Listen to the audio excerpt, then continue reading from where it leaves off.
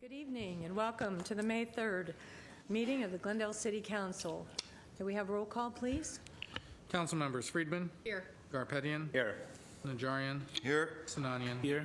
Mayor Devine. Here. Next item.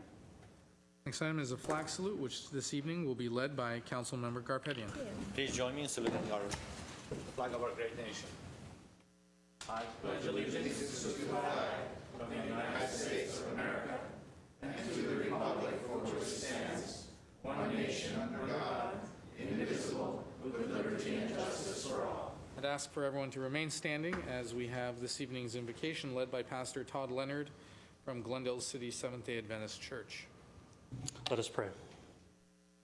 Our God, we meet tonight to serve our community, to use our resources wisely and well, to represent all members of our community fairly, to make decisions that promote the common good. We recognize our responsibility to the past and the future, and the rights and needs of both individuals and community. As trusted servants, we seek blessings on our deliberations and on our efforts here tonight. May we act wisely and well. Hear our prayer. Amen. Amen. Next item. The agenda for the May 3rd, 2016 regular meeting of the Glendale City Council was posted on Friday, April 29th, 2016 on the bulletin board outside City Hall. Thank you. Next item. Item under presentation and appointments at 3A is agenda preview for the meetings of Tuesday, May 10th, 2016. Ms. Spears? Mayor Devine, members of the City Council, for the Glendale Housing Authority, we have no business agenda items for May 10th. We do have a special meeting of the Glendale City Council to commence at 3 p.m., and this is our second budget study session, so Director of Finance, budget study session number 2. That evening for the City Council meeting to commence at 6 p.m., we have a number of items under consent. Director of Community Services and Parks. This is regarding award of funds received from the LA County and award of funds to the Glendale Youth Alliance as approved and recommended by the Verdugo Workforce Development Board. We also have General Manager of Glendale Water and Power. This is an amendment to an existing Synergy Electric software license and service agreement with GL Noble Denton. Director of Community Development, we have a citywide pedestrian plan contract change order and grant funding appropriation. Director of Community Services and Parks regarding Verdugo Workforce Development Board's board recertification for fiscal year 2016-17 and 2017-18. Director of Community Services and Parks, this is regarding an award of funds received from the LA County Probation Department, and this will be going to the Glendale Youth Alliance.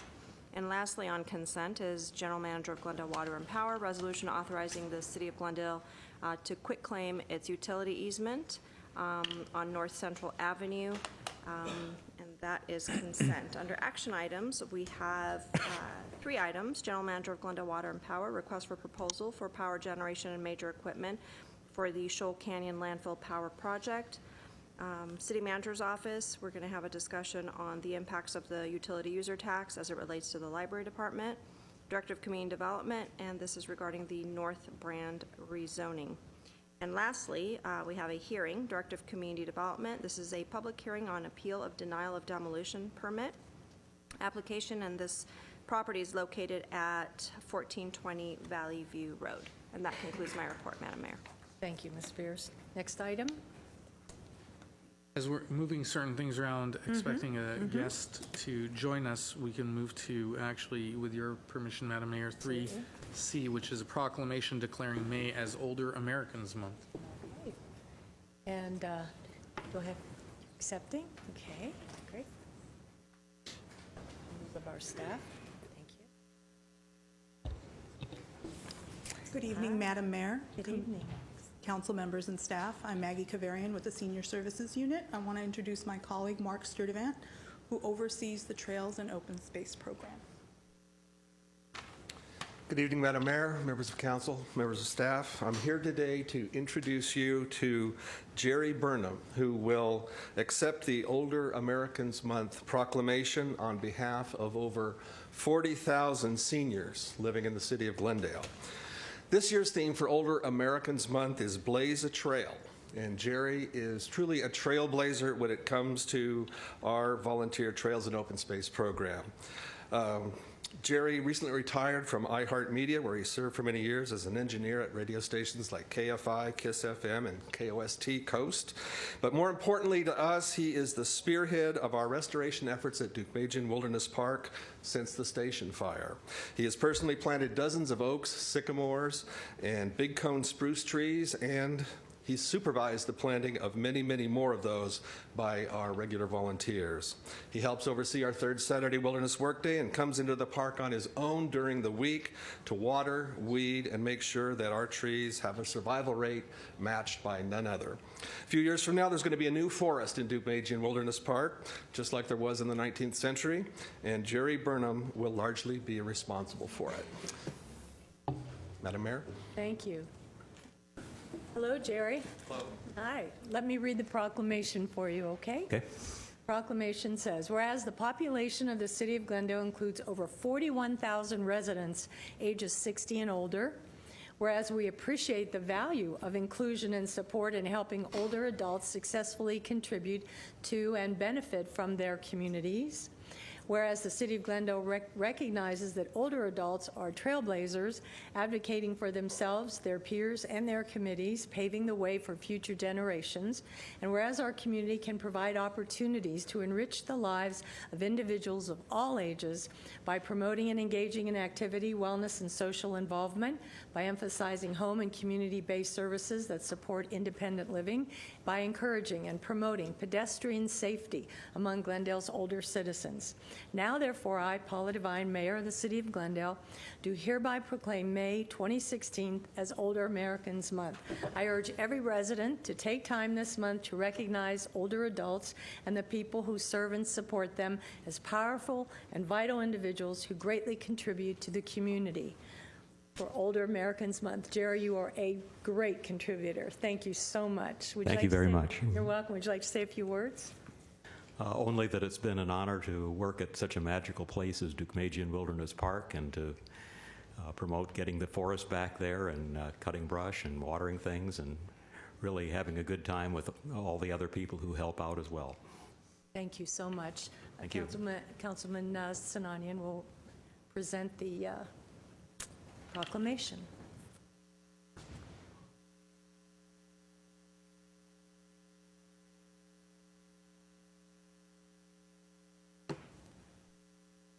Older Americans have to remember that there's always something to do out there, and you never know, right? Right. Right. Thank you so much. Thank you.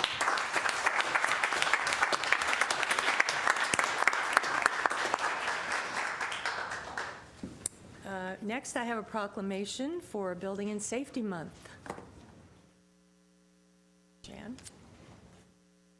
Crew? Hi, Mayor Devine, council members. The Building and Safety Team would like to thank you for this opportunity to showcase the importance of building safety to the community with this proclamation. I would also like to invite the community to our next event, a lead prevention program workshop that is scheduled for May 11th at noon. Information on our events can be found on the Building Safety Month page on the city website. Thank you. Thank you. And the proclamation reads, whereas it is well documented that each year thousands of lives have been saved and millions of dollars of property damage have been averted through the enactment of building codes. And whereas the City of Glendale has been adopting building codes for the well-being of our community since 1913 to protect our citizens from the effects of earthquakes, windstorms, fires, and floods, and more recently, to ensure accessibility, energy, and resource conservation to create a sustainable community. And whereas building codes driving growth through innovation, resilience, and safety is the theme for this year's nationally recognized effort to celebrate Building and Safety Month. And now, therefore, I, Paula Devine, Mayor of the City of Glendale, do hereby proclaim the month of May 2016 as Building and Safety Month so that we can recognize the importance of building codes in our community and the dedicated professionals of our Building and Safety team who are working daily to keep our community safe. Thank you. And I'll have Mr. Garpetian present. You. I have a special place in my heart for building and safety engineers, you know. Congratulations. All right, thank you, thank you. Very nice. Take a picture of him. Thank you.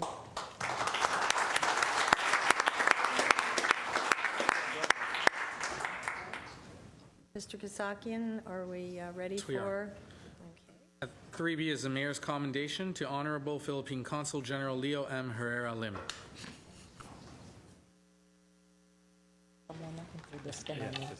Edith, please give us your name and introduce your guests. Honorable Mayor, Council members, staff, good evening. I'm Edith Fuentes, resident of Glendale and president of Surreptimus International of the Verdugos. With me also is Ruby De Vera, president of the Filipino-American Business Association of Glendale, and also past presidents of FEBAG and Surreptimus, Nini Maldonado and Arlene Peñaflor. Thank you so much for giving us the opportunity to appear here tonight to honor and recognize one of the most outstanding consul generals of the Philippine Consulate, Los Angeles County. I think we are making history tonight because this is the first time that a consul general for the Philippines visited the city of Glendale City Council. And Ruby?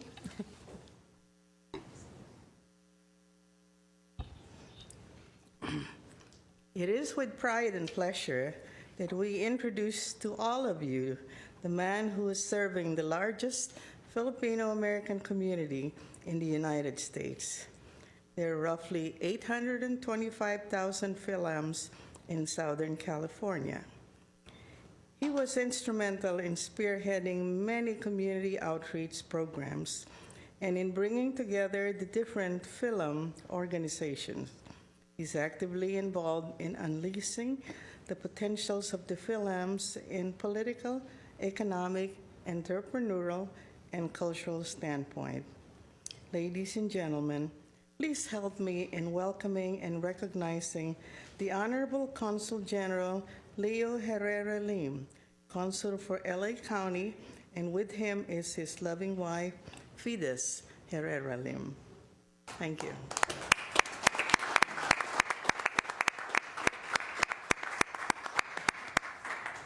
We welcome you to Glendale. Thank you very much. You're welcome. I will read the commendation presented to Leo M. Herrera Lim, Honorary Philippine Consul General.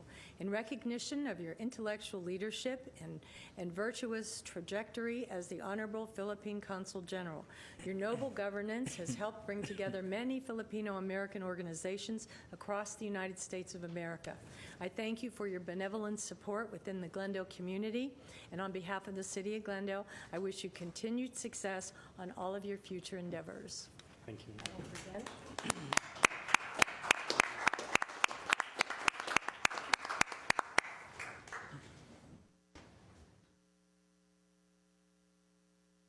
you very much. Thank you for coming to Glendale. I hope Thank you you. enjoy your stay.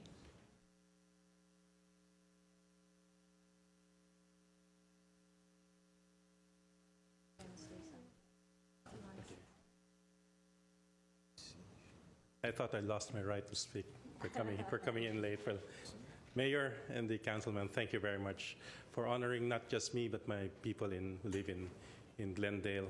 And I think if you've not met a Filipino, it's either you've not gotten sick or you've not eaten at some of our restaurants. And probably before I left Southern California, we can share a meal in one of the restaurants of the Philippines in Glendale, and I can show with pride the culture of the Philippines. I brought my wife with me. I used to call her my DDG wife, drop dead gorgeous wife. She's quite shy. And also my community. My community is our source of pride and power.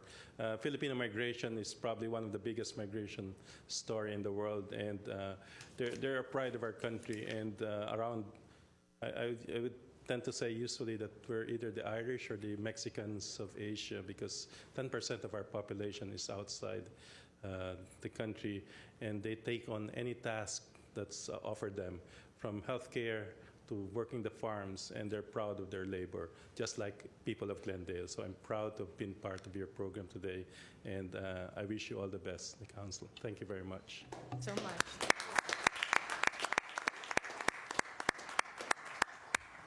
Thank you.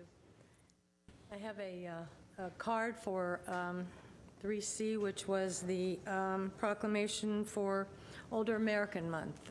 Chinook Ramirez? Mayor? Madam Mayor? 2 minutes. Ms. Ramirez, you have 2 minutes. Thank you, sir, very much. Thank you. I would love to, first of all, give credit where credit is rightfully due, as I was told by my parents. Always give credit. I would like to honor the ex-mayor, Frank Quintero, who was also a surviving Vietnam vet and a warrior hero. So I congratulate him wherever he is. I've not kept up to date, but God bless him. I was hard on him, and rightfully so. Many changes have had to take place, and I don't regret it. But God bless this Vietnam vet and all our warriors from World War I, World War II, and Vietnam vets and all the others. And please, let us treasure the elderly as I'm approaching the late years myself. Let us not warehouse these lovely, beautiful individuals that I've come to learn, who also have taught me so much to survive. And what I love about the Vietnam vets and the World War II generation is they have spit. Nobody censors them. Nobody censors them. They speak it as it is. That's why they were one of the greatest generations. And God bless them for having that soul, the spit, and the life. Because once somebody censors you, they deprive you of your life, liberty, and justice. I will never let anybody do that. I treasure the First Amendment, and so for that, I give tribute. I humble myself. I kneel before the world and say, God bless America. God bless these wonderful American human beings who have been my mentors, who have taught me the way of America. And again, they fought for the life and liberty and justice of this beautiful country that I've come to treasure. God bless America, and God bless El Jefe Donald Trump. God bless America and the United States military. Thank you. Okay, Mr. Kasakian, next item, please. Next item on the calendar is consent items, including minutes following our routine and may be acted upon by one motion. A member of council or the audience requesting separate consideration may do so before motion is proposed. I have no cards for the items. Is there a motion to move? Move the consent calendar. Second? Second. Vote, please, Mr. Kasakian. Council members: Friedman. Yes. Garpetian. Yes. Najarian. Yes. Sinanian. Yes. Mayor Devine. Yes. Next item, please. Next item is city council and staff comments. Who would like to start? Mr. Najarian? Councilmember Najarian? In the interest of time, I will pass. Okay, Councilmember Me too. I'll Garpetti? pass. Me as well. Sinanian? Friedman? Nope, nothing tonight. Okay, well, I'm going to take a couple of minutes to comment on 3 extraordinary events that I attended this weekend. First was the signing of the proclamation. Thank you. Sister City program. I had a brain freeze. The Sister City program with the Dominican Republic in the park. It was fabulous. Great people there. The second was the Armenian Relief Society had their fundraiser, and they raised thousands of dollars for the families of the 12 soldiers who were killed in Artsakh. And it was absolutely amazing to watch this. I know it was quite a bit, and they're carrying on their work in helping families here and in Armenia. Finally, and I think, Mr. Kasakian, do we have some film on this one? This was the 6th annual Verdugo Mountains 10K trail run and hike, which was presented by Glendale Memorial Hospital and Health. You weren't running there. Or No, hiking. I did not run, nor did I walk. Was it run and ride? It was walk and hike and run, but I just was there, and it is the largest hill run in Southern California. There were a total of 761 participants, over 900 registered. There they are at the start. The youngest finisher, there were 3, they were 8 years old. And the oldest finishers, there were 3 of those, and they were 79 years old. Let's see, the longest commute, we had 2 runners from Michigan, 1 from Colorado, 1 from Arizona, and as I understand, there might have even been 1 from Ohio. The top male was Lucas Madison from Altadena. He did the 10K in 38 minutes, 38 seconds, shattering the old course record by almost 4 minutes. We had more than 75 volunteers from Key Clubs, Boy Scouts, as well as Glendale Police Explorers, Gears, and Glendale's Volunteer Trail Safety Patrol assisting the event. We want to thank Dick's Sporting Goods, who sponsored this year's finish line. Skechers Performance was a shoe sponsor, and Curlin Job was our official sports medicine clinic. Our race is part of the Foothills Trail Challenge, which combines 3 of the best trail runs in Southern California, the Verdugo Mountains 10K, the Fountain to the Falls Run in Monrovia, and the Mount Wilson Trail Race in Sierra Madre. This was so well organized and such a successful event. All the credit goes to our, not only the volunteers, but our community services and parks department, Mark, who was here, and Norma, and Jess, and the whole crew from community services. It was a great event. Some good funds were raised for the parks and open space, and thank you all, and congratulations on a terrific event. Thank you. Next item, please. Next item is community event announcements. This is a period reserved for 3-minute community event announcements. We also will have the 3-minute oral communications portion, which will be limited to 15 minutes total, and those can be, people can speak on that by filling out the orange cards at the rear of the chambers. Okay. First, I have Yvette Davis, and then Jason Schlatter. Oh, Yvette. Hello, everybody. Hello, Mayor Devine. It's nice to say that, and honorary council members. My name is Yvette Davis. I am the current president of Glendale Sunrise Rotary, and we have a couple of great members on council as well, so applaud for them.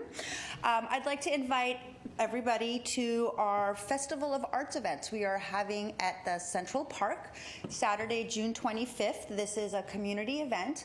We are inviting artists and craftspeople to bring their wares and their arts. It's to sell those at the park, so it'll be vendors there to selling their art. So we invite all community members and friends and family to come by and see all that stuff. We will also have community tables, so nonprofits that like to display information, we invite them to come by, and a lot of fun for the kids, face painting, snacks, food. So again, we invite everybody to come by. This is the first annual, so this is our poster up on the wall, and anybody else, if you'd like some information, my info is right there, so please feel free to call me, and you'll be seeing the stuff around town. So this is the first announcement. Okay, and it's 9 a.m. to 6 p.m. Yes. Are you still soliciting people to participate? Absolutely. So is it all people who have made their own arts and crafts? Yes.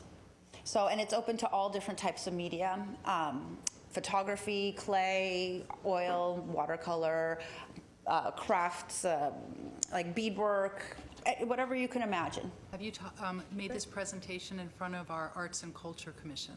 I have not made the presentation. This is the first one, but they are aware of this. So again, this was my first official kickoff. Ta-da! So everybody else is going to get harassed with this pretty soon by me. Okay. Can I say I'm so happy you're doing this event. I can't wait. And our city really needed an arts event. Our community is growing. We have the Neon Museum. We have all these great artists. We have the beautiful electrical boxes. So I think this is about time that, we started. So we need all the help we can get to make this a great event and make it a yearly event. Okay. Thank you So very I much. will expect to see everybody there, and you do not want the wrath of the redhead. So Okay. Thank you, everybody. Thank you. Jason, followed by Sharon Townsend, and then Tigrana. Madam Mayor, council members, good evening. My name is Jason Schlatter. I am the Executive Director of the Glendale Communitas Initiative. As you may know, we provide poverty recovery and prevention programs personalized for individuals and families throughout Glendale and the surrounding areas. And for the community at large, We provide free classes, workshops, and seminars. And in that vein, I'm very happy to announce that in partnership with the Library Connection at Adams Square, we are hosting a Money Matters workshop every other Thursday at 6:30 p.m. through July 21st. Each class is free and dedicated to a particular topic. Next week on May 12th at 6:30, we're talking about debt and how to get out of it. The remaining classes will cover credit cards, the ABCs of insurance, feeding your future, your money and Uncle Sam, and paying for an education. There's no hidden agenda. There's just frank talk and some great tips from a certified financial planner. And Communitas is providing these free because your money matters. And as an added bonus, on the intervening weeks, for those that attend class, you can have one-on-one time with a certified financial planner to go over the previous week's lessons. To get the details, however, on how to do that, you have to attend class. So, there are 6 left in the series. You can pick which one you'd like or attend all of them. Space is limited, so we do recommend that you pre-register by calling 818-548-3833. That is 818-548-3833, and join us 6:30 Thursday, May 12th at the Library Connection at Adams Square, because your money matters. Thank you very much. Did you already have one? We've had 2. 2. And what was the attendance like? Pretty good. There's a lot of, we get people referred from Head Start, Healthy Start Collaborative, a number of the different churches in Glendale. So that's why we asked to pre-register. We can have 15 to 20 people tops. Great, great. Thank you very much. Thank you. Sharon? Followed by Tigrana Zakarian.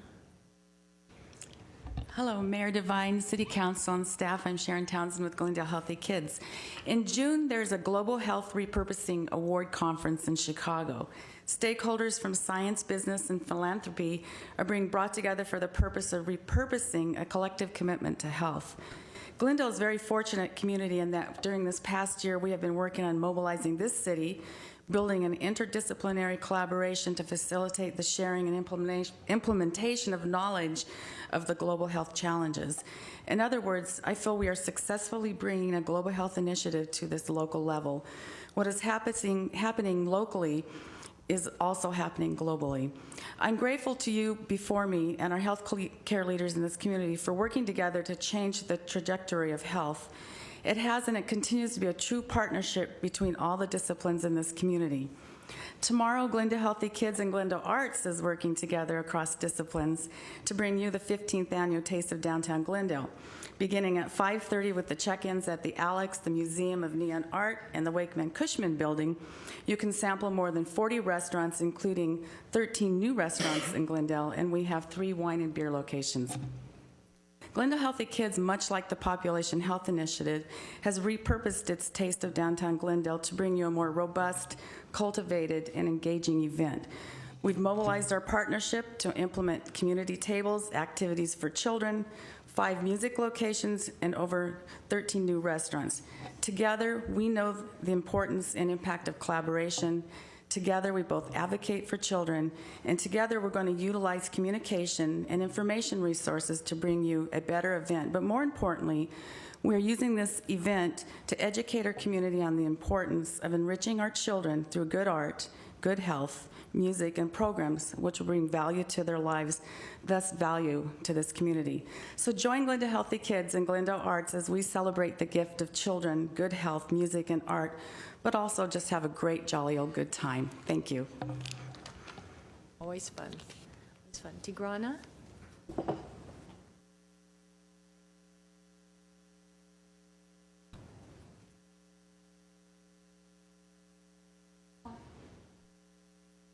Good afternoon, Mayor Devine, council members, community members, staff. My name is Tigrana Zakarian. I am the Outreach Director for the Armenian American Museum.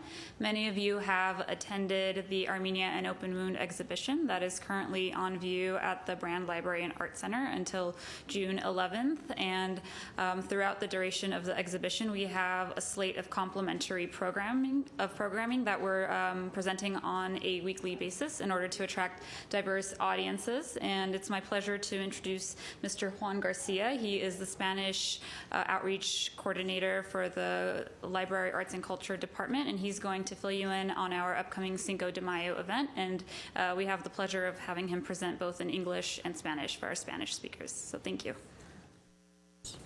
Good evening. I'm here to invite the community to the screening of the documentary Empire of Dreams. This documentary is the second episode of the PBS series Latin Americans.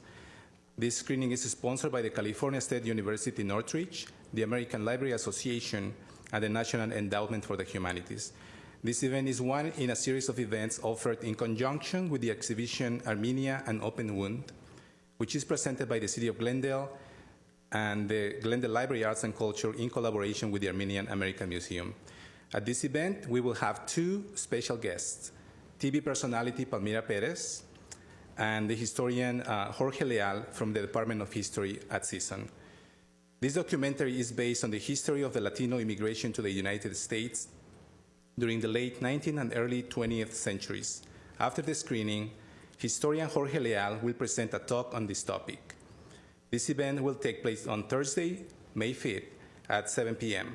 at the Brand Library and Art Center, located at 1601 West Mountain Street, Glendale, California, 91201. We hope to see you all there. Thank you. And now the Spanish version. Estimados amigos, quedan cordialmente invitados a la proyección del documental de PBS Latino Americans Empire of Dreams, que se llevará a cabo el día 5 de mayo de 7 a 9 de la noche en la Biblioteca Brand de Glendale, en el 1601 West Mountain Street, Glendale, California, 91201. Este documental se basa en la historia de la inmigración de latinos a Estados Unidos durante finales del siglo XIX y principios del XX.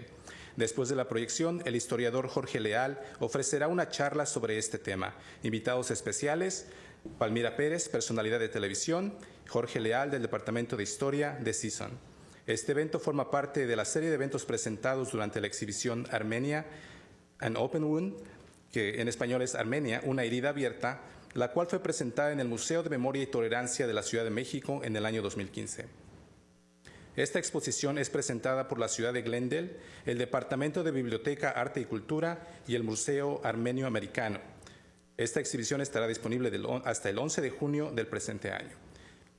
For more information, you can contact me, Juan Garcia, at 818-548-6450. Thank you very much. Thank you. Thank you. And I'll leave some flyers in the back for I anyone that's think interested. Councilmember Sinanian. Oh, I just wanted to bring to everyone's attention that Armenian Open Wound is on loan to Brand Library from the Museum of Tolerance in Mexico City. That's right. So it's just an interesting note. And also, as Glendale Healthy Kids, and with this collaboration of City of Glendale, is holding our Taste of Glendale tomorrow. At the same time, and not coincidentally, the YMCA is holding Mexican Cultural Night because it's Cuatro de Mayo, but not Cinco de Mayo. Well, it's not Cinco de Mayo, but that's, yeah. Anyway, so make sure that it's same geographic location, downtown Glendale. Make sure that you hit both. Oh, perfect. Thank you. Thank you. Thank you. Thank you. Next item. Next item under adoption of ordinance, well, we have the 3-minute general public comments. This will be a 15-minute portion relegated to individuals who wish to speak now. They will not be allowed to speak again at the 5-minute portion of oral communication. Okay, and we have one speaker, Chinook Ramirez. Okay, thank you. Next item, please. Next item is adoption of ordinances. At 7A is amending sections 30.31.010, 30.310.20, and 30.31.030 of Title 30 of the Glendale Municipal Code 1995 relating to landscape standards involving artificial turf. This was introduced by Councilmember Najarian on April 26, 2016. Is there any discussion? I'll move the item. Move the item. Second? Second. Wait, is this the landscape ordinance? It is. Actually, I have a question for staff. The question is, can you remind me for artificial turf installations that were done illegally before the ordinance, something that was done last year? I know a lot of people remove them because we asked them to remove them. I guess the people that are holdouts, they get to keep them. But are they going to have to bring them up to the standards that we've set? We would, except for the size was what we carved out. So in other words, if somebody had put in turf that has the very small cut almost like a putting green, we would allow that to stay. Otherwise, they would have to meet all of the other standards. All of the other standards besides the size of the actual turf and maybe the color. And the color. But they would have to do the border, they would have to do still keep it within the 40%, the percentage, and the installation, make sure the drip line and the installation. Okay, I want to make sure because I've had a question from a constituent about that. The installation, I don't know that everybody would have done it by a contractor. That's fine, but border, drip lines, and size. Okay, and so it's going to be complaint-driven? What if a staff member drives around and sees an illegal or incorrect installation? Can we still have our staff report that so that it doesn't have to be residents telling on their neighbor always? Our code enforcement is out in inspecting and patrolling for it anyway. Okay, terrific. Thank you. Okay, so we have a motion. One more? just to follow up. On the same token, the people who remove their lawns already, and they have gravel or whatever, bark in front of their, they don't have that 50% landscape. Can staff also cite them as well or report them if they see it? Because it's the same ordinance, same thing. Well, it depends if it doesn't comply with the requirements. In general, it could be a violation, but if it's just violating the, for example, the brown, if the lawn has not necessarily died, but is sort of brown. No, I'm not talking about the lawn. I'm talking about somebody removed the lawn, the entire lawn, and dumped gravel in there. That doesn't comply with the code. They have to bring it up to code. So staff can report that as well. Correct. Okay, thank you. We have a motion and a second. Roll call, please.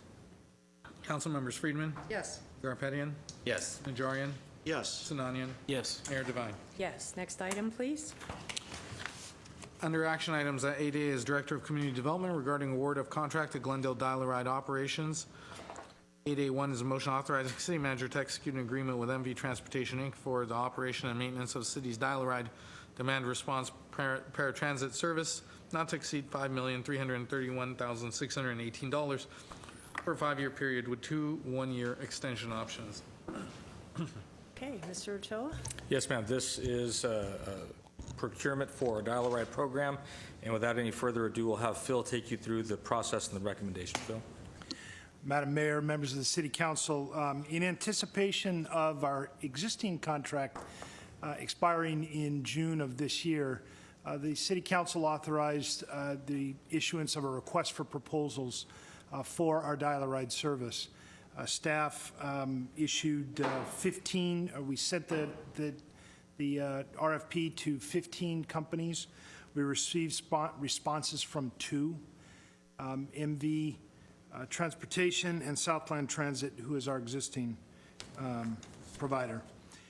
Following a review to make sure that the majority of the proposals were complete, we asked a 4-panel professionals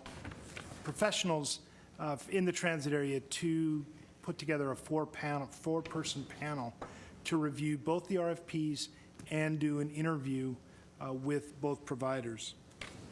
The panel graded both of them and gave us those scores and a recommendation along with, and so in that they looked at operations, administration, their maintenance of vehicles, facility, safety, training, and price.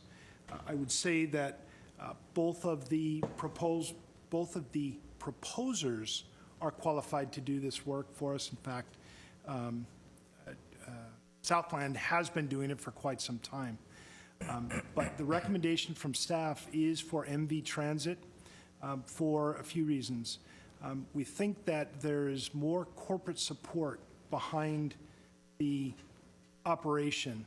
In other words, there are people whose job is to do the training, for instance, of drivers. That's what they do.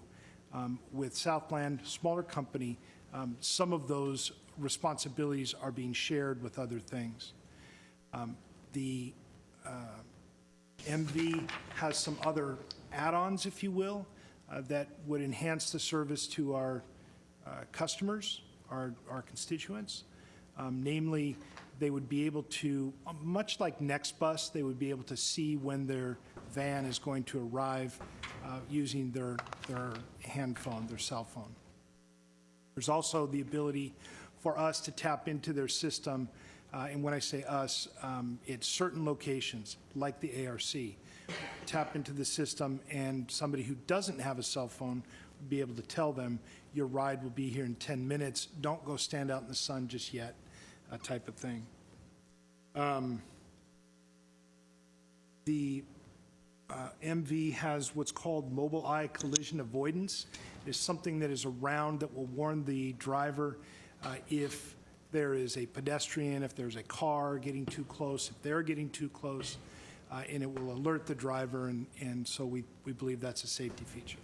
Again, these are add-ons beyond what was in the RFP, but probably the one factor that we're relying on for our recommendation is the cost of the contract. MV is approximately 15% less. And so our recommendation from staff, is that you authorize us to enter into a contract similar to what we have now, 5-year contract with 2 option years. That concludes our report. We have staff here if you have specific questions. I have 5 cards, so do you want to, we'll look at the card, listen to the speakers first. Justin Pate first, followed by Chinook Ramirez. Good evening, Mayor Devine, City Council. My name is Justin Pate. I'm the Vice President of Business Development for MV Transportation. We've been your contractor on the fixed route since 2002. We have our General Manager here, Jesse. Also, Joe Escobedo is here as well with Biz Development. And I'm just here if you guys have any additional questions that we could possibly answer, or if you have anything else that you wanted to discuss. We're here. We're happy for the opportunity, obviously for the dial-a-ride service. We've been here for over a decade and a half, and we're looking forward to the opportunity on the dial-a-ride. So if you have any questions, I'm here to answer them. If not, I'll just wait until you guys call us back up. Thank you so Okay, much. thanks. Thank you. Chinook Ramirez. Thank you very much. This is a matter of principle. First, demand that the providers that contract with Glendale, once again, first and foremost, hire United States military veterans who are active or inactive, uniformed or ununiformed, or no contract with the city of Glendale. Again, many of your illegal felons that are working as bus drivers or mechanics are not very well trained. They do a substandard and shoddy job.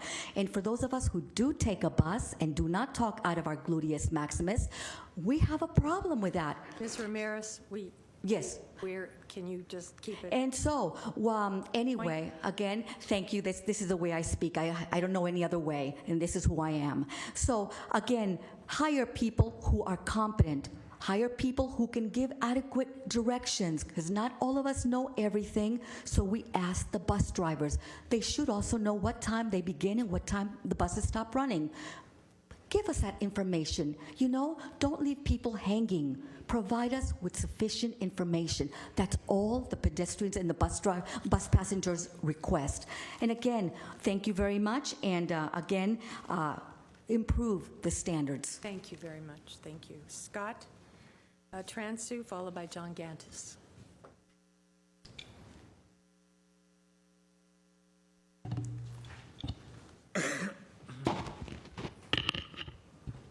Good evening, members of the council. My name is Scott Transu. I'm the Vice President of Southline Transit. Thank you for allowing us to be here tonight. Just wanted to bring up a few things that we've seen in the RFP process that we thought should be addressed. And we also want to present a different perspective than what's being given of our company by staff currently. Just to be up front, we have nothing against the current or the proposed operator, MV Transit. They're a good company. We actually subcontract with them for services right now, and they could do an exceptional job of this project. We received a copy of the proposal today, and going through it, the primary differences as we see them are in staffing. We are proposing 15.75 FTEs based on our operation for the last 15 years. That's what we see as necessary. MV is proposing 13.25 FTEs, which is a 2.5 FTE difference. We do acknowledge that we have higher insurance costs. And then also, Our statistics currently for 2015 was 97.33 on-time performance, and our passengers per hour was about 3.78. Those are very impressive statistics in the transit industry. We also have never failed a CHP terminal inspection or the Glendale third-party quarterly inspections that occur. So we would caution that doing it with less staff would jeopardize some of the service quality issues. In addition to safety and training, we don't see any resources proposed by MV. I think in the proposal it said that the GM, the general manager, would provide the training of the operators. In our proposal, we proposed a 0.25 FTE for safety and training. Conversely, in our current contract, we have attempted to renegotiate the costs due to the decreased trip levels, but we've been unsuccessful in dealing with staff on that matter. We've been penalized heavily over the last 6 months for only having one road supervisor position. However, in the MV proposal, that's exactly what would be occurring going forward. So this is sort of interesting, and we respectfully request some sort of third party from staff at Glendale be appointed to review that situation, because we have not had much luck in working that matter out. It's the first time in 15 years that we've had these kind of liquidated damages and had payment withheld for 6 months. And we never stopped operating during that time, and we fronted the money and the operations. Sorry, can you repeat that? Yes. So for the last 6 months, we've been heavily liquidated for not having a road supervisor, 2 road supervisor positions. But if you look at the MV proposal, they're only proposing 1 road supervisor position.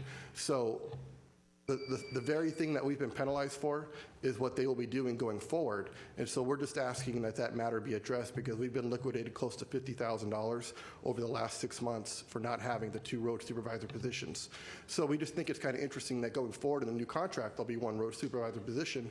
But currently, right now, that's what we were doing, and we were liquidated for that. So we would just like someone to look at that if possible. Can I continue? Or no, time's no? up. Okay. Mr. Okay. Ganis. Thanks. Thank you, Madam Mayor, members of the City Council. My name is John Gantis. I am also a Vice President with Southland Transit, having retired from the law after 42 years. I wanted to bring up a few points. I agree with Scott in terms of the qualifications of MV. We're not here to dispute that. I think what we're here to do is that we would like to have had this on somewhat of a level playing field. I'm referring specifically to the grading points. One of the issues was the operations, where we came in 1/2. The operations are managed by our manager, Ramiro Hidalgo, and he's proposed to be the manager for MV. So there's no difference in the operations, yet we were graded by 1/2. Additionally, on the administration, similarly, we not only have 1 road supervisor, we would have more supervisors, and as indicated to you, there are 2 more people in our proposal than was in MV. We had been given liquidated damages because we did propose, ridership went down. It's been down about 9,000 per month. We proposed, instead of asking for an alteration in the contract, because I think we can under the contract, we said we will cut out 1 road supervisor. Initially it was agreed to, we did it, and then we were given liquidated damages. Additionally, we were given liquidated damages because our data reporting failed. The data reporting was under the aegis of Mr. Hidalgo, who's also going to be doing the operation. So again, the grading system was certainly not indicative of what we did. We have no violations, 97% on time. It made no sense, actually. But moving on from that, as we indicated, we've done this for 15 years, successfully done it for 15 years. We have also had the idea of the same-day service. If those of you don't understand, the dial-a-ride is a 24-hour notice, and you are slotted into positions. Sometimes you get the position you want, sometimes you don't. We had initially had our alternative proposal is for a same-day service where you can, on-demand, using our taxi services, to provide the service with the sufficient vans that we have in our taxi to meet all ADA requirements. This gives you now have 6 vehicles. Sometimes these people can't come in on the time they need it. If you have a 10 o'clock appointment for your doctor, you call in 24 hours before. sorry, we don't have that time, we can only get you at 11:30. The on-demand is they could call at 8 o'clock in the morning and get a service of a taxi within 15 minutes, which we're required to do under our taxi, and be there, and that includes an ADA person, a person that's non-ambulatory, as well as ambulatory. And the addition to that is, because we already have the staff involved, 82 vehicles instead of 6 vehicles, may I add, because we have the staff already involved, you cut out 10, the overhead, the massive overhead of the personnel is no longer needed because it's provided as part of the taxi service that we have. Additionally, I thank you very, very much. Can I ask a quick question? Sure. Yes, ma'am. Mr. Gantis, the sorry. on-demand that you were talking about, do they pay extra for that, or it's part of the same? No, it would actually amount to about a $5 per ride savings. We think we can save about $200,000 to $250,000 a year because of the ride would be less. It would be on. We would bid it at. We come up with it at about $5 less per ride, and there are about 45,000 rides per month. Per year. So it's about $225,000 savings over the contract proposal of MV. Can you elaborate on the cost difference between your company and MV? Yes, thank you very much. As we got this proposal today at their proposal at 11 o'clock today, when we did find out that the project manager was the same, and we've broken it down to basically 2 areas. Councilman Garpetian, excuse me, and it was I'm called different names as well. The personnel, 2 more personnel.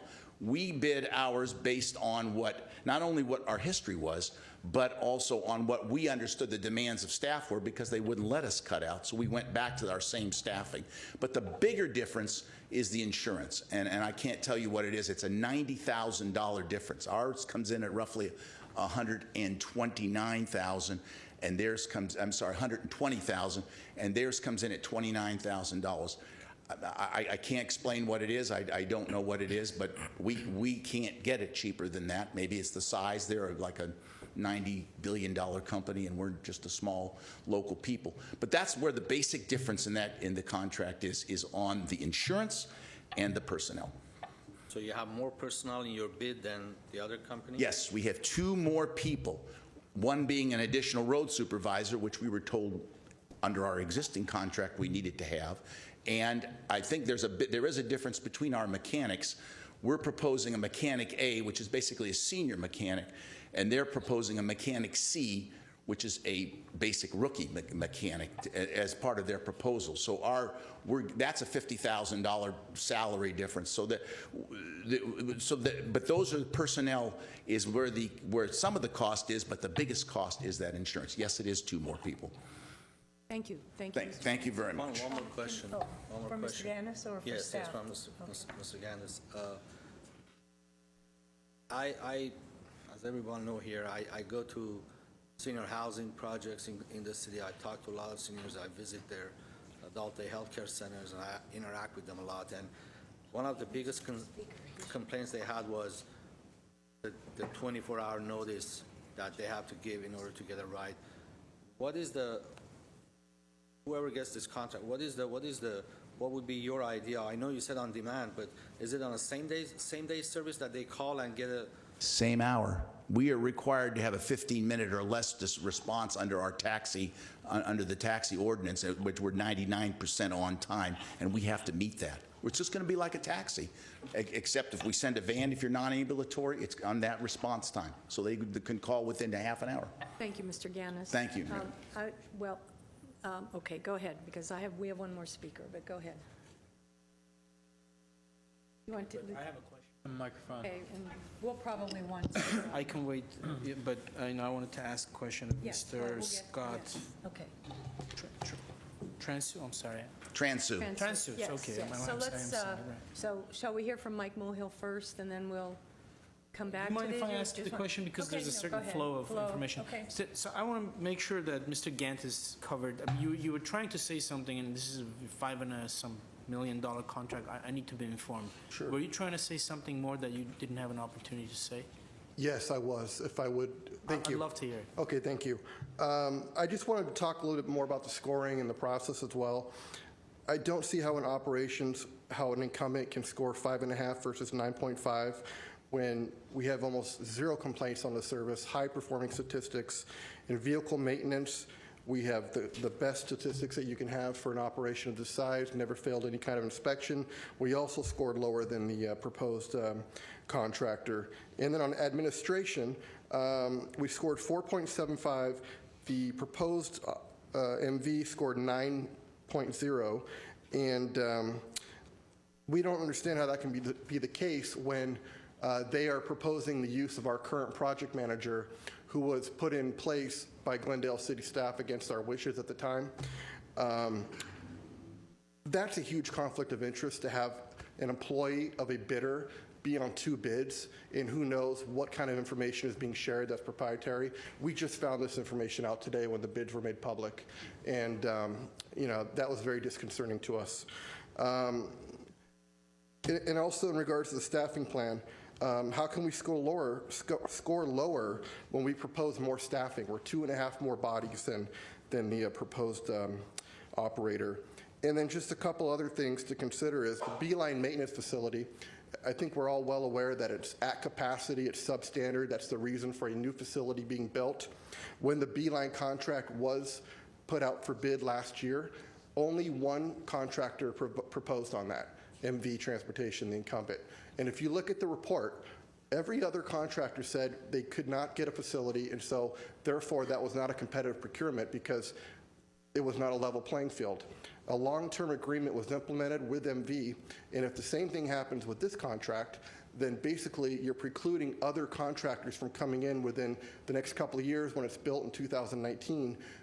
You're precluding them from maybe giving you a better deal and a more competitive price on service. A couple other things. We believe also additionally that maintaining 2 contractors for the city of Glendale is a good idea. Many times there are labor strikes. You hear about transit strikes all the time. The operation for the Beeline is a union operated environment. So if you have all your eggs in one basket and the service strikes, then you're not going to have anybody else to come in and fulfill the gap. By having 2 contractors, if one goes on strike, which is the union right now with the Beeline, then Southland or whoever the operators could fill in and fill that void. So that's another thing to consider. And we also, as John mentioned, we think you should consider same-day service. We proposed that option about a year ago to staff. It was fairly ignored. But if you look at a lot of where the industry and transit is going, everybody's going to you push an app, you press a button, and you get a ride. We can provide that very same type of service and better service.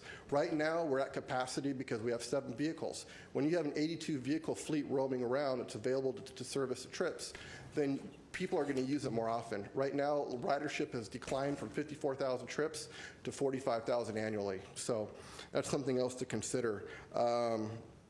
We provided the Glendale Dollar Ride service for 15 years. We provided exceptional service despite what may be said about us. We would like the council to consider the points that we've raised. Hey, can you? Yeah, unless it's new information. Yeah, thank you. I'd like to hear from Mr. Pate now. Okay. I hope Mr. Mulhill will just bear with us. Okay. Thank you. Can you respond to some of those, and then I'll ask for staff as well about operations, 2 supervisors, the taxis, and this on-demand? Sure, and as I spoke, this is Joe Escobedo. He's with Biz Development. But I just wanted to stay positive and say, MV is a company that started here in California 40 years ago. We have grown. We are a $1 billion company, but our heart is here still in California, and that's why we still go after even a small contract like the dial right here, which is 6 buses. It's still very important to us. So you have heard about the cost savings. We are a little bit cheaper. But that's because we're bringing a lot of things to the table to help lower our cost. We talked about Mobileye. It lowers our insurance cost significantly. It actually is a real-time, proactive approach for the driver. So that's your safety program. Yes, ma'am. Safety. So just for instance, if you're here walking across the street and a bus is coming, that driver is going to know immediately that's they need to stop. And those are things that lower our insurance costs. We also have operations all over Southern California. We're operating the dial-a-ride. And so some of those things we're able to leverage and offer support. And that's what allows us to lower our costs, but also have much more higher on the operations score. You know, I was at the interview, we brought in 12 people. That's our commitment to Glendale. We have regional accounting people, maintenance, operations, human resources, accounting. All these people come with the package with MV. And so while they are obviously more expensive and we're a little bit cheaper, it's because we're bringing some of these Isn't things. it about $1 million cheaper? $700,000 cheaper. Yes, ma'am. The only thing I would note is, you know, they've talked about this alternative taxi, but if you look on your sheet, it's over $100,000 more a year. So I'm just not sure how that actually lowers the cost. And as I understand it, when this was explained to me, you have this 24-hour. If someone calls you and it's emergency, you also respond immediately, right? I mean, it's, absolutely. It isn't something that they have. And this, we do same-day service. We responded to the RFP that was put out. We operate same-day all over the United States. We responded to the RFP that was put out by staff, but you know, we can do anything. We started here with 2 vans in San Francisco 40 years ago, and we've grown to operating over 100 paratransit contracts. So, I just want to add a couple things. My name's Joe Escobedo. I'm the Senior Vice President of Business Development. In looking at the score, there's a reason why MV outscored the incumbent. And no offense to our friends at Southland Transit, no one on the planet can claim what MV can, what I'm about to tell you. And that is, we are the experts at paratransit services. No one does more paratransit services in the world than MV Transportation. We are known as the experts in that industry. And so the scoring does not surprise me. Justin's mentioned a lot of the things that we offer. And we're passing along those savings and our investment in technology and our regional support structure to the city in partnership to you. So I hope we're not being penalized for giving you a good price. And so, but I also want to point out a couple other things. Your staff did not make this decision alone. Your staff included people from Glendora, Pasadena, Redondo Beach, and Pomona Valley. And I will tell you, I know these individuals. These are folks that operate similar services as Catherine does and her staff. And there's a reason they selected us, because they know our reputation, they know our history, they know our capabilities, and we hope that we can partner with you in the Dollar Right service, and that you can take advantage of all of the things we're bringing to you, the technology, the safety features, our corporate support structure, and our great price as well. So we're certainly here to answer any more questions, but the scoring doesn't surprise us, the pricing doesn't surprise us. This is what we see in a lot of contracts. Given our expertise, in using the technology, we don't need as many drivers, quite frankly. And we've proven that time and time and time again in the contracts that we take over. And so we stand by our price, we stand on our reputation in the industry, and we hope that we can partner with you and that you'll vote today yes for MV. Thank you so much. Any questions? Questions from council? Najarian? I don't have questions, Madam Mayor, but I do have to indicate that I must be departing this meeting. It would be my intention that, should the council so agree, that this matter be continued for 1 week. If not, my sentiments are that due to the construction of the new maintenance facility and the inherent advantage that a home field facility gives MV, that we extend the contract of Southland Transit until such time as the maintenance facility is completed, and then reopen for RFPs at the within a month or 2 of its opening. That would be my suggestion. I won't be able to vote on that because I must be departing. I do have a lot of history in this. I was one of the original raiders when MV and Southland went at it 13, 14, 15 years ago. There was a lot to be said at that point. I know that keeping the Dial-A-Ride and the B-Line separate with different entities was of utmost importance at that time. I think one of the other gentlemen said that it's good not to have all your eggs in one basket.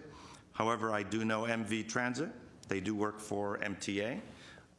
Southland Transit also does work for MTA. They're both definitely qualified companies. But I think that the fact that the transit center, the maintenance facility that we've been trying to get up and running is not yet up and running. I think that when that is done, then both entities can give us an even sharper proposal for that. But with that, I ask your indulgence to excuse me, Thank And you. I, Wait for 1 second, Thank Mr. you. Dragon. Is there consensus to continue this for 1 week, or? I'm okay We have a with it. pretty heavy schedule. There will be 4 people, though, you realize. Yes. Councilmember Friedman, how do you Whatever feel you like, about Ms. it? Mayor, I'm fine either way. All right, so, okay, we'll extend till next week then. But do we take all the testimony again? We're not through with all the cards either. Mr. Garcia? Well, it's not a public hearing per se, so you can continue it and take any additional cards if you want, or you've gotten all the information. There's going to be no new information presented next week, presumably, so you could just at that point Well, at that decide to point, move forward. can the staff, Yeah, 'cause I would like can to- we have a full yes. staff present response to all of this? It won't be, I Right. Sure, don't know if then that's considered new information, but I'd like to really hear, really have staff Likewise. dig into this. Probably be worth it then to then open Okay, up we'll, the communications again next week. So, yeah, you don't need to continue, it's not a We'll bring it hearing, so you back just next bring it week. back next week. Let's hear the rest of the, since we right. have time.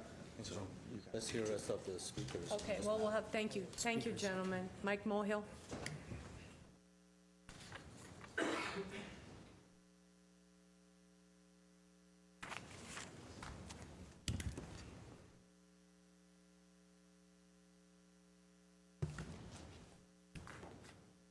Evening, Mayor Devine and council members. My name is Mike Mohill. I hear from the public they're demanding more service. They wish Dial Right was advertised more so they know the schedule. The question is, if we have more service, where are we going to find the money? That was the question up here, Senate. Well, I know where the money is. We have 756 employees making between $100,000 and $300,000 a year. That's where the money is. And if the people want to have more service, we have to ask our council people to please change the way we do business with our unions. And Thank you. Thank Go you. ahead. Thank you. That's the last card on this topic, and we will carry it over until next week. Next item on the agenda. Next item on the agenda is oral communications. Discussion is limited to items not part of this agenda. Each speaker is allowed 5 minutes. Council may question or respond to the speaker, but there will be no debate or decision, and city manager may refer the matter to the appropriate department for investigation and report. Thank you. Mark Freeman. Oh, it is, I'm sorry. Marie, followed by Ida Tianco. Yes. Madam Mayor, council members, and staff, I'm a 25-year resident of Glendale and a member of the Glen Oaks Homeowners Association, as well as the Coalition for Landfill Alternatives. The thousands of residents, shoppers, and commuters who conduct their daily lives within half a mile or more of Shoal Canyon landfill remain keenly interested in its future because our health, safety, and well-being are linked to it. The draft DIR for the proposed expansion, as well as the now very visible berms that are growing above our neighborhoods, have finally caught our attention. We understand that the question of expansion has, at least temporarily, been placed on a back burner, while the city considers other pressing projects, some of which also appear to be linked in some ways to Shoal Canyon.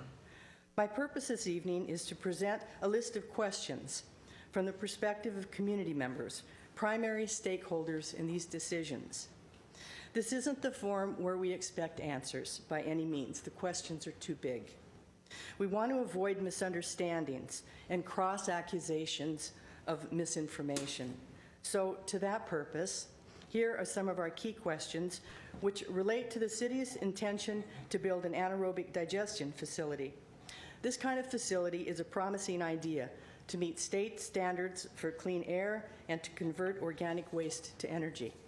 But some questions about it, and we're really very concerned, confused.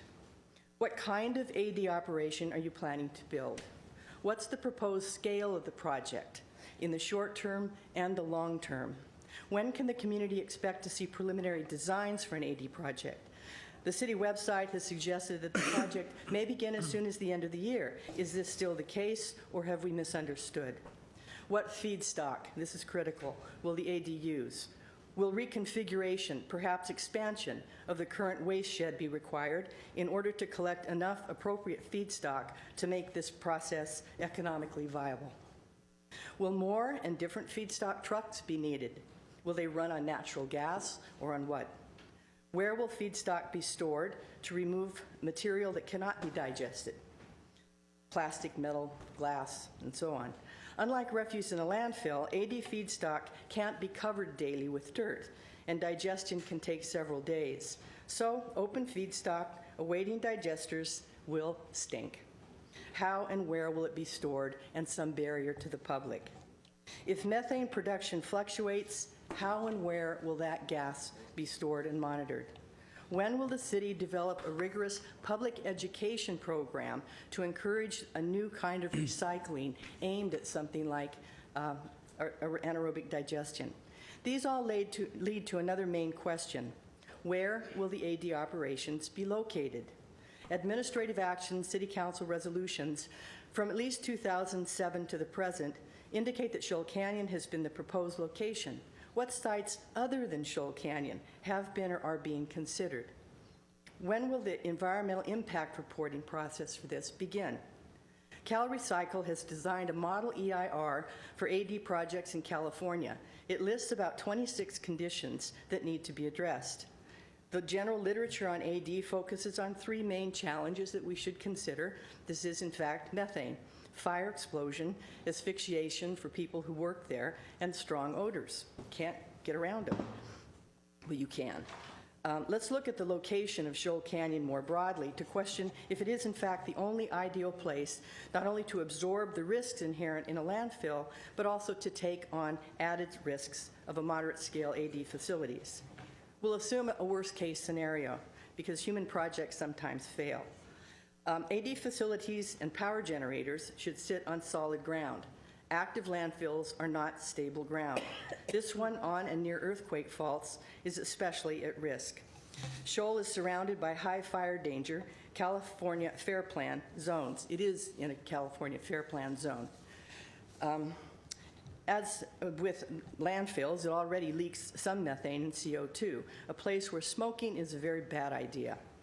Shoal land was originally zoned residential 1, and it continues to be surrounded by R1 properties, not industrial or agricultural zones where AD facilities usually sit. The winds blow and nasty smells can carry to places such as the Rose Bowl complex, Cal Arts, our homes, etc. There are also some threats regarding transportation. If there were some kind of catastrophe at that area, a large fire, for example, there's one road in and out. Thank you. Thank you, Ms. Reed. Ida Tianco,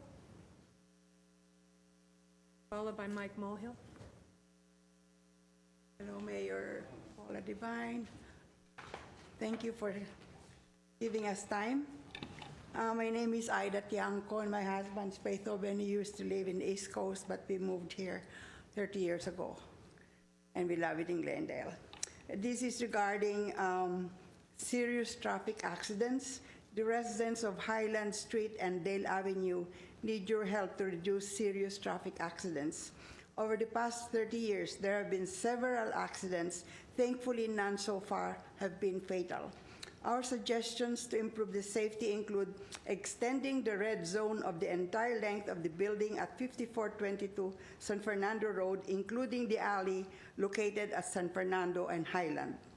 And also, posting the entire area on both sides of the street of Highland from Highland to Omar to slow, 15 miles per hour, because there have been a series of accidents. It's been 30 years that we live in Dale Avenue, and there was a bad one in July. And I have all the petitions that I had signed, I had requested the neighbors to sign. And there's another one here that I'm helping our neighbor. It's regarding the removal of the 2-hour sign at Dale Avenue. They had this when Robbins Brothers were occupying the building at 5422 San Fernando. They had so many employees that they were already parking in our areas, but they're not there anymore. So I have also had signatures that I had requested my neighbors. And they were all very nice to have this. And another thing is every July 4th, we have a get-together July 4th just to know the residents around the area. And I have submitted the papers here. Thank you. And that was Highland and Dale? Highland and San Fernando Road. Oh, Highland and San Fernando, and Mr. Galanian is here, and he's listening to you, so if... Yeah, those are serious accidents. Last one was in July. The most recent one was March 10. But in July, they hit the fire hydrant, and it was a big...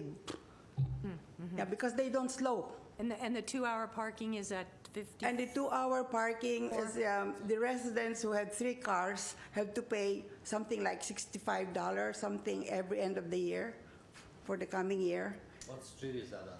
Yeah, just What street is that on? pardon me? 2-hour parking is on what street? Our parking. We complained about that because What is of the name of the street? 54, what was the address? The address.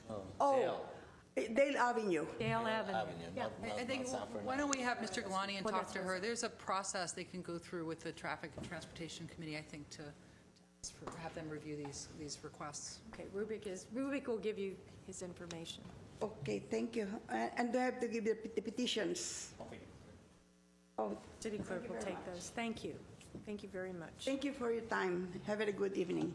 Thank you. You too. Mike Mohill, followed by Carsey Madden.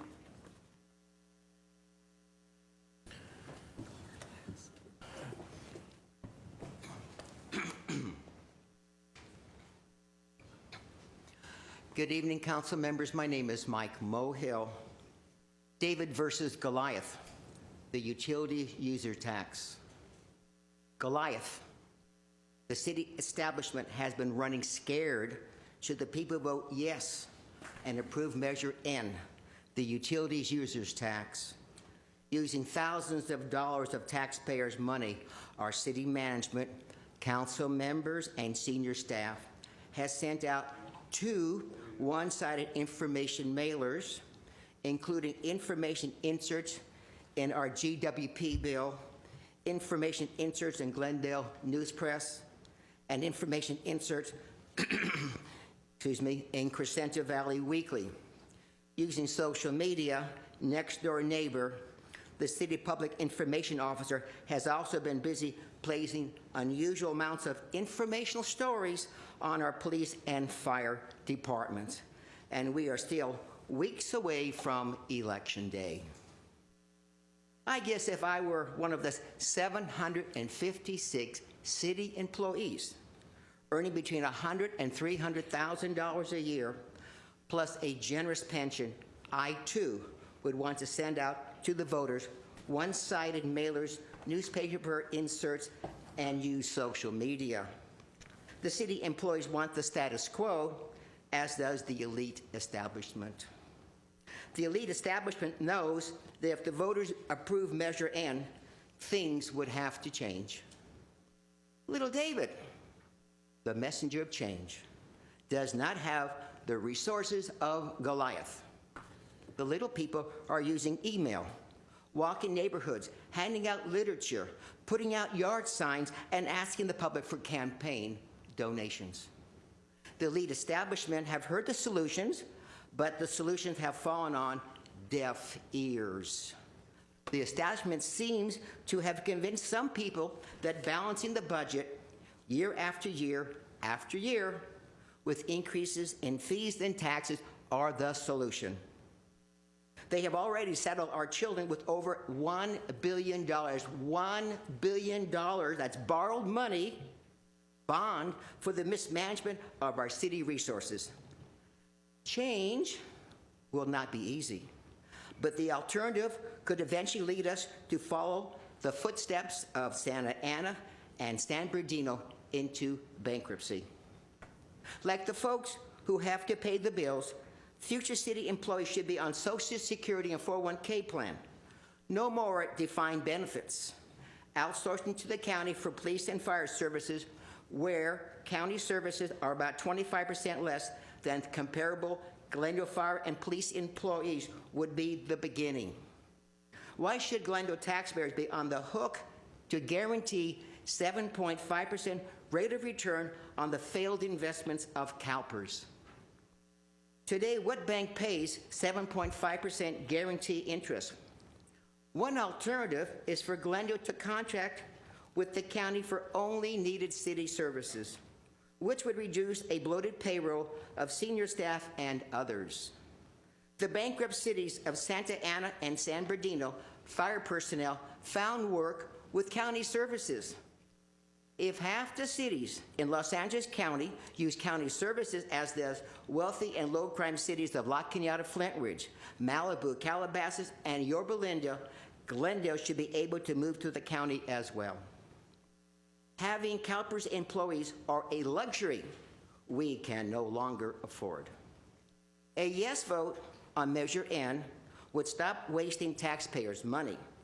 A no vote on Measure N would guarantee the status quo and allow council and staff to keep raising our water and electric rates year after year after year.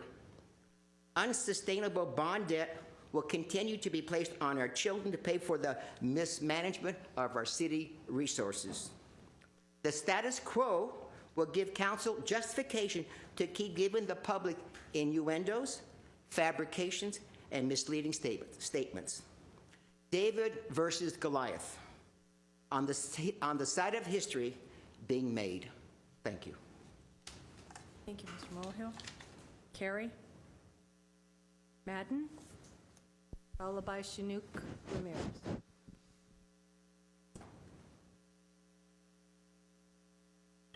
Hello, I'm Carrie Madden, and I'm a longtime resident of Glendale. I was born and raised here.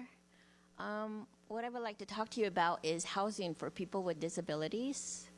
I do volunteer work downtown LA at an independent living center called CalLife. And one of our main objectives is to help people find accessible and affordable housing. Right now it's really tough, especially because our community mainly has only SSI. And on SSI, the maximum amount you have is $889 a month. But the majority actually only get about $600 to $700 a month. So with that type of money, you can understand, like here in Glendale, there's really nothing except for the housing projects you've already done. I live in Ivy Glen Apartments. I'm so thankful to live there. The day it opened, I moved in. And because I knew I was going to come and speak today, I went on the list of the residents, and I looked at that list, and the people that moved in 20 years ago, on that list, there's like 17 of us that are still there. Because people with disabilities, most of us, there's no cure. I have muscular dystrophy. There's no cure. Cerebral palsy, no cure. So we need the long-term housing, the housing for our lifetime, essentially. The people that have gone out, a lot of them passed away. So you can see why there's 17 people still there after 20 years. And you have Maple Apartments, and you have the United Cerebral Palsy Apartments on San Fernando Road. But that's just a drop in the bucket. You have high school kids with disabilities that'll be graduating. The truth of the matter is, there are people on the waiting list for Ivy Glen that have been on that list for 20 years. And really, honestly, you have to say, they're not gonna get in. That's the reality. And in the surrounding areas is no better. So what I'm asking is, if whatever possible, if you guys can, find the money to help build more of these facilities. I mean, we're really good neighbors. We're pretty quiet people. We don't want to leave our place. We understand we have a really nice situation that so many of our friends do not have. One thing you should keep in mind is, you see all the homeless people all over the place, and you've seen it in Glendale more and more. And you see the people with mental illness out there, but you don't see the people in wheelchairs like me. What ends up happening is we go to nursing homes. When there's no money and no apartments for us, that's the only option. That's almost worse than jail, because because of jail, you had to do something to get there. We did nothing. We just were born with a disability, and we have no money. So it's pretty hopeless for a lot of people. One of my friends we just found out she's 30-something years old. She's in a nursing home. When people get spinal cord injuries now, a lot of hospitals, they don't even have rehab for them. They put them straight into the nursing homes because there is no programs that include housing that are available. So right now we're desperate. So like I said, if you guys have the opportunity to invest in more accessible, low income, very, very low income housing, that's the key. We would appreciate it. Thank you. Very much. Thank Mayor, you. if I can say a few words. Councilmember Sinani. Thank you, Ms. Madden, for coming in. Absolutely, this is a very serious problem. I think our residents with physical disabilities have been overlooked for way too long. I'm calling upon my colleagues when we're looking at 5th and Sonora. Hopefully, it's not too late. We can allocate, set aside a number of units specifically for individuals with physical disabilities. If that's somehow a problem, whatever project comes next, we need to make a conscious effort and set aside units for them. Or if we have the money, if it's a smaller building, maybe we go the extra step and dedicate that building exclusively to individuals with physical disabilities. So thank you, and please keep raising this issue up. I think it's ripe. There's a gentleman that comes almost to every council meeting. He was here in the afternoon, Jack Durakian. He's a big champion of this issue, and he keeps asking for it. So thank you. Thank you. Thank you. Thank you for coming. Mr. Ochoa, I thought that in 5th and Sonora and some of the proposals that we looked at had some apartments for the disabled. Especially as they are senior disabled. Yes. The council has dictated that it is a senior project, but as you head towards the ENA process, you'll still have the opportunity to make some modifications, so should you so choose.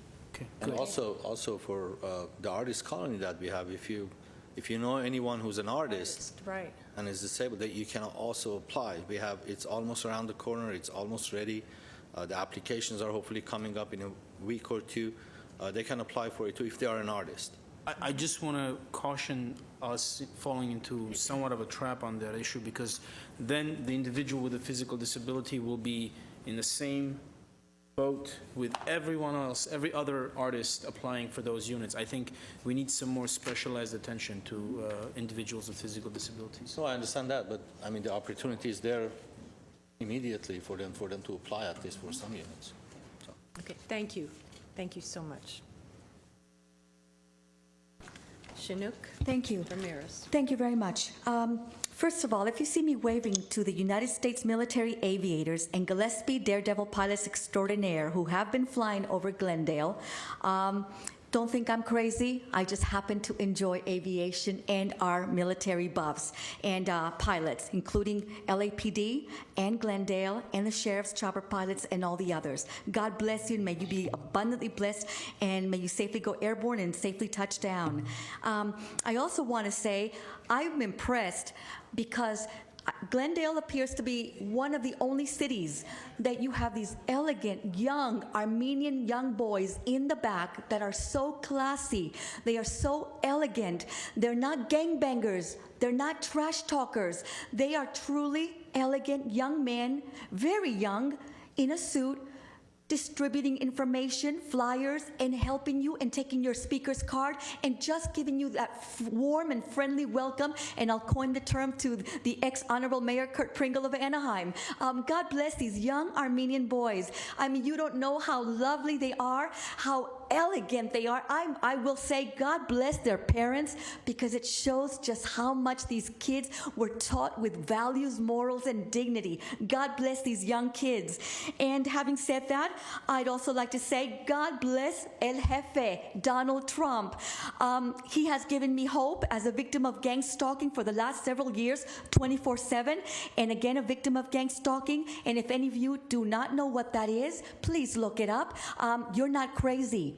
You're not nuts. You stand for the right thing, and that takes guts. And let me tell you, El Jefe, Donald Trump, has taken on the cartels.